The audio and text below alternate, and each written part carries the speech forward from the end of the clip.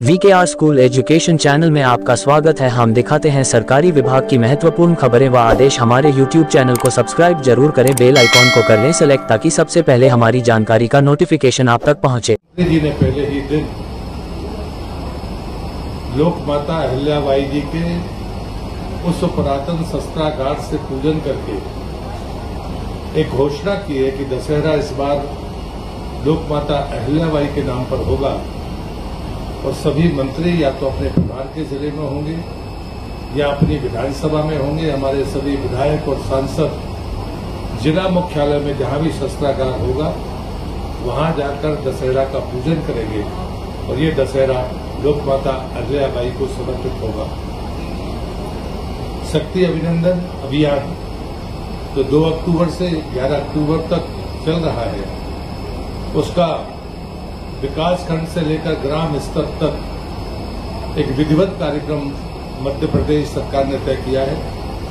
पहले बार में संवाद कार्यक्रम होंगे जिसमें कहानियां, रोजगार, व्यवसाय, महिलाओं की उद्यमिता को लेकर जितने भी हमारे महत्वपूर्ण विषय होंगे इस पर एक संवाद कार्यक्रम होगा। बालिकाओं के प्रशिक्षण हेतु तो सेफ्टी बात है, सशक्त वाहिनी पंजीयन, ये इसका दूसरा चरण होगा। मानसिक स्वास्थ्य संवेदी कार्यक्रम जिसमें विकास और महिला भागीदारी पर चर्चा होगी। बालिकाओं के द्वारा मार्शल आर्ट का प्रदर्शन और सकारात्मक पुरुष भागीदारी पर चर्चा, ये उसका चौथा बिंदु होगा। साइबर सिक्योरिटी एक बड़ी चुनौती है, इसलिए सोशल मीडिया सिक्योरिटी पर प्रशिक्षण होगा कि मैं निडर हूं, इस स्लोगन के साथ बालिकाओं का दृष्टिकोण सोशल मीडिया कैंपेन के द्वारा पूरे राज्य में चलाया जाएगा। शक्ति संवाद समस्त थानों से जो हमारे महिला सुरक्षा कर्मी है वो ऐसे स्थानों पर जहां पर कोई सघन आबादी हो या गतिविधियां हो वहां पर वो बाकायदा इस पूरे सप्ताह में अपने प्रदर्शन को वहां पर जारी रखेंगी। सागर में एक इन्वेस्टर्स मीट, जो क्षेत्रीय इन्वेस्टर्स मीट माननीय मुख्यमंत्री जी ने तय किए, पूरे राज्य में लगातार ये जारी है। भोपाल के बाद जो लगातार जबलपुर और अन्य जगह पर हुई है, तो सागर अभी तत्काल में जो इन्वेस्टर्स मीट हुई है उसमें 3500 से अधिक प्रतिभागियों ने भाग लिया है। 10 राज्यों से प्रतिभागी यहां पर आए थे। रीजनल इंडस्ट्री कॉन्क्लेव सागर में 96 इकाइयों के आशय पत्र, जिसमें 240 एकड़ भूमि आवंटित की गई है, जिसमें 1560 करोड़ से अधिक की पूंजी निवेश और 5,900 से अधिक व्यक्तियों के रोजगार की संभावना है। लगभग 23,181 करोड़ के निवेश प्रस्ताव इस समिट में प्राप्त हुए। आगामी दिनों में हैदराबाद का रोड शो 16 अक्टूबर को होगा। भोपाल में माइनिंग कॉन्क्लेव 16, 17 और 18 अक्टूबर को है और रीवा की रीजनल इन्वेस्टमेंट 23 अक्टूबर को होगी।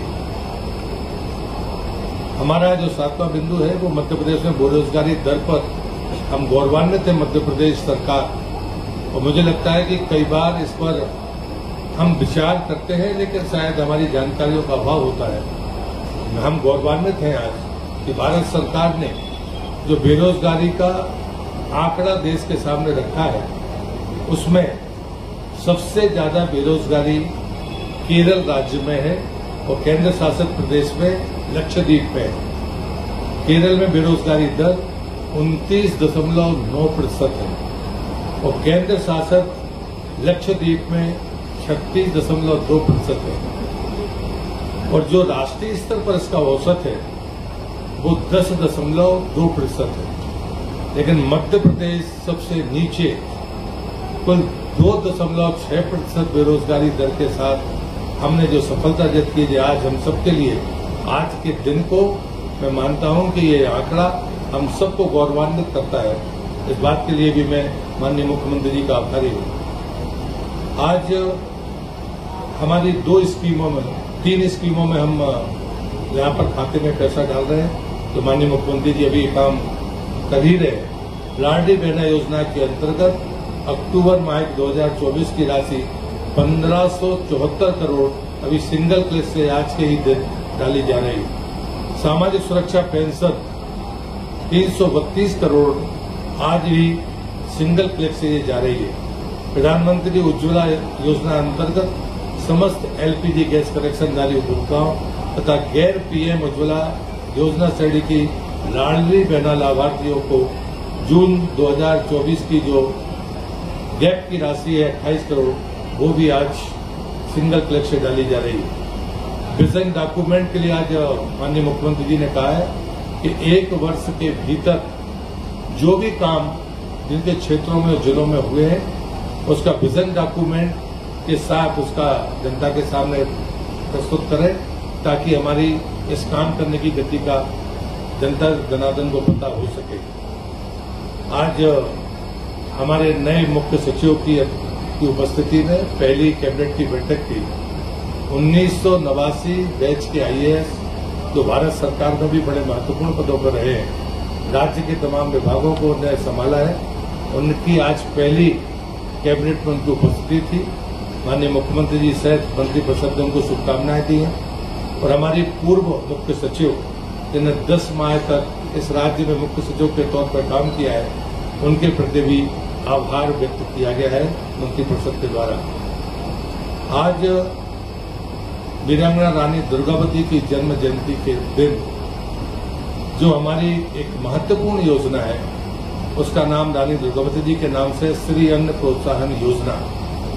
इसमें प्रति हेक्टेयर 3900 रुपये की अतिरिक्त राशि किसान को दी जाएगी और इसका रकबा बढ़ाने का फैसला भी जो लक्ष्य है वो 1 लाख हेक्टेयर तक पहुंचाने का आज फैसला किया है।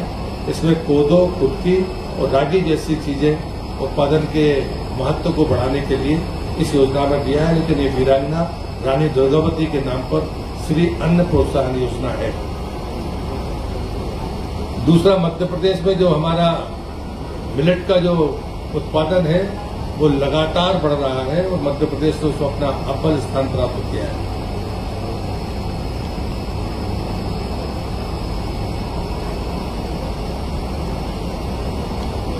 सहकारिता विभाग में मध्य प्रदेश एक बात के लिए और जाना जाता है कि हम 0% ब्याज की दर पर किसान को कर्ज देने का काम करते हैं और इस बात का भी आज मंत्रिपरिषद ने आज ही के दिन फैसला किया है कि हम इस योजना को जारी रखेंगे और इसमें एक अंश भारत सरकार देती है और एक अंश मध्य प्रदेश सरकार देती है। और इस बात के लिए भी मैं माननीय मुख्यमंत्री जी को धन्यवाद देता हूं कि वीरांगना दुर्गावती जी जो सदैव किसानों के हित में अपना सोचती थी और किसानों से पूछकर फसल चक्र का भी निर्धारण करती थी, ऐसे उनके स्थान पर बैठकर इस महती योजना को फिर से 0% ब्याज में किसान को ऋण देने का जो उन्होंने फैसला किया है, उनके प्रति भी मैं अपना आभार व्यक्त करता हूं।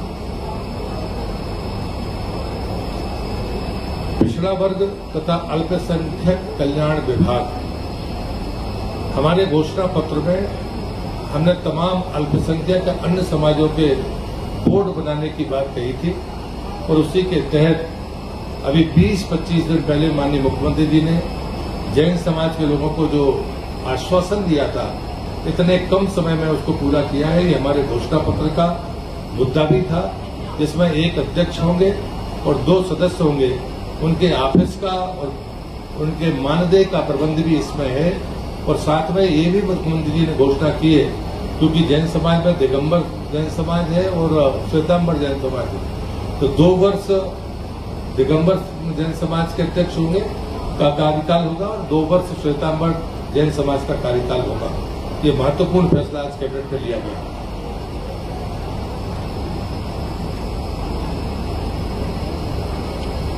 लोक स्वास्थ्य एवं चिकित्सा शिक्षा विभाग नर्सिंग महाविद्यालयों में हमारी 2 श्रेणियां थी। पहले मध्य प्रदेश सरकार ने चिकित्सा विभाग को और शिक्षा विभाग, चिकित्सा शिक्षा विभाग को एक ही मंत्रालय कर लिया, एक मंत्रालय बना दिया था। अब फिर से इसमें जो हमारी शासकीय संस्थाएं थी उसमें 6 स्वशासी संस्थाएं थी, बाकी शासकीय विद्यालय महाविद्यालय थे। इन दोनों का डेजिग्नेशन शासकीय महाविद्यालय ही कर दिया गया है ताकि एक प्रकार से उनको संबोधित किया जा सके।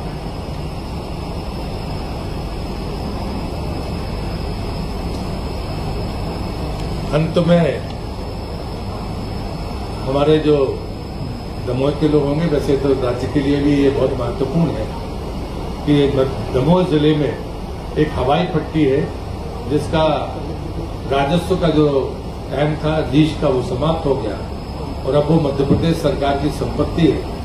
आज सैद्धांतिक सहमति हमारे कैबिनेट ने मंजूर की है कि हम उसे उन्नत करके हवाई पट्टी बनाएंगे। इस बात के लिए भी मैं माननीय मुख्यमंत्री जी को धन्यवाद देता हूं। दूसरा, रानी दुर्गावती संग्रहालय मदन महल किले के चारों तरफ जो पहाड़ी है उसको भव्य रूप से बनाने का फैसला मध्य प्रदेश सरकार ने किया है। साथ में चूंकि सारी चीजें उसमें जुड़ जाएं, उसके और भी विस्तार तरीके से विचार हो, इसमें माननीय मुख्यमंत्री जी की अध्यक्षता में एक समिति बनी है ताकि सारी बातों को उसमें दिया जा सके। उसमें हमारे स्थानीय मंत्री माननीय श्री राकेश सिंह जी, हमारे जनजातीय मंत्री माननीय विजय शाह जी, उसमें मेरा भी नाम है और यहाँ पर्यटन मंत्री धर्मेंद्र लोधी जी ये समिति के सदस्य होंगे और ये समिति ये तय करेगी कि वास्तव में उस उतने लंबे चौड़े क्षेत्र में किस प्रकार से डेवलपमेंट हो ताकि वीरांगना रानी दुर्गावती जी के उन तमाम व्यक्तित्व को निखारा जा सके, चाहे वो न्याय से जुड़ा हो, चाहे वो जल प्रबंधन से हो, चाहे उनकी प्रशासनिक क्षमता हो, चाहे वो किसान कल्याण की उनकी मनोवृत्ति हो, जितने भी प्रकार के उनके फैसले हैं वो सब उस संग्रहालय में दिखें जो ओपन होगा, जिसमें सभी प्रकार की सुविधाएं होंगी, जिसमें थिएटर भी होगा, ओपन थिएटर भी होगा, जितने प्रकार के अनाज के या जनजातियों की रहन सहन की जितनी भी विधियां हो सकती हैं वो सब वहां पर मौजूद हो। इस बात के लिए माननीय मुख्यमंत्री जी की अध्यक्षता में इस समिति का निर्माण किया है ताकि वो जल्दी इस बात को आगे बढ़ाकर उसको भव्यता और दिव्यता प्रदान कर सके। मैं अपनी बात यही समाप्त करता हूँ। तो कुछ पूछना तो पूछ सकते हैं।